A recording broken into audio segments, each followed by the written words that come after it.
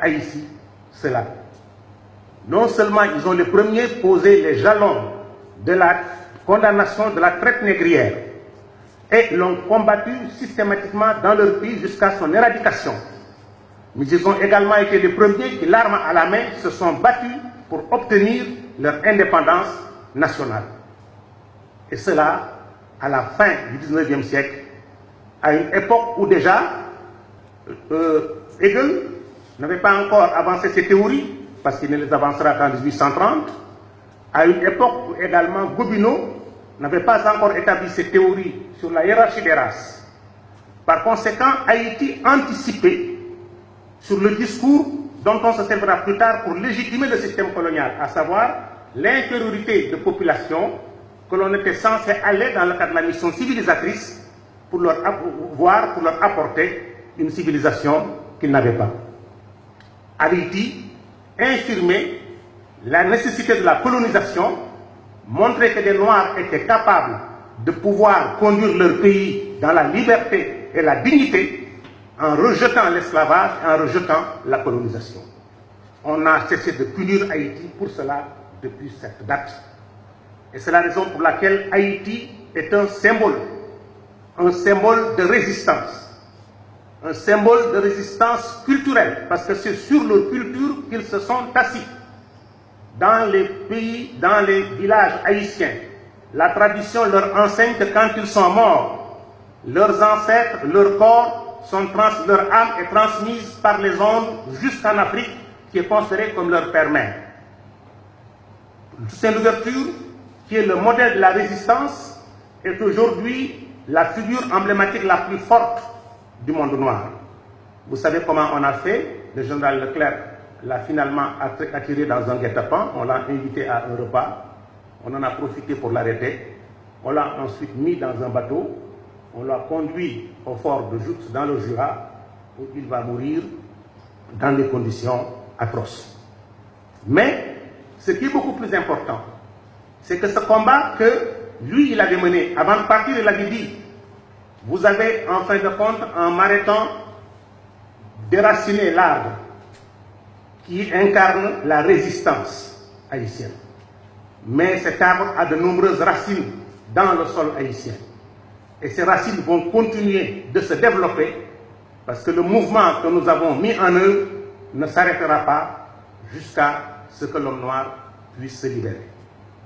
Mais ce qui est beaucoup plus important, c'est que Haïti, puis ses successeurs, à savoir Christophe, Dessalines, Pétion, ne vont pas s'arrêter là. Après avoir proclamé en 1801 l'indépendance d'Haïti, le 1er janvier 1804, pardon, l'indépendance d'Haïti, ils vont donner les moyens nécessaires à San Martin, à Bolivar et à Miranda pour aller engager la lutte de libération nationale en Amérique latine. Cela, vous ne le verrez presque dans aucun livre, mais c'est la vérité. Ils les ont fait venir, ils les ont soutenus politiquement, diplomatiquement, financièrement, militairement, et leur ont dit d'aller engager le processus de libération de l'Amérique latine. C'est pour cela que Hugo Chavez considère Haïti comme le symbole de la résistance. Si Cuba vient d'accepter que son espace aérien soit ouvert, alors qu'il était fermé depuis 1961, pour que les avions américains y passent, et pourtant c'est la distance qui les sépare d'Haïti de 600 km pour y aller, c'est aussi par respect pour ce pays qui a été à la base de la gloire et de la dignité de l'homme noir.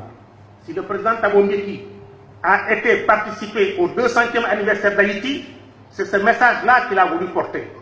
Ce n'était pas pour aller apporter un soutien au président Aristide, c'est parce qu'il savait qu'il y avait là un peuple qui s'était battu pour l'homme noir, qui s'était sacrifié pour l'homme noir, qui avait couru de risques pour l'homme noir, et qu'il fallait comme tel qu'il y ait un témoignage des hommes noirs montrant que le sacrifice qu'ils ont consenti, on ne l'a pas oublié. C'est la raison pour laquelle, quand hier, vous avez, dans des accents émouvants, évoqué l'histoire de ce peuple qu'on a effectivement jeté sur des cailloux, qui avait tellement transformé leur milieu de vie qu'au XVIIIe siècle, l'île de Saint-Domingue était appelée la perle des Antilles. C'était un pôle de richesse, l'un des pôles de richesse les plus importants.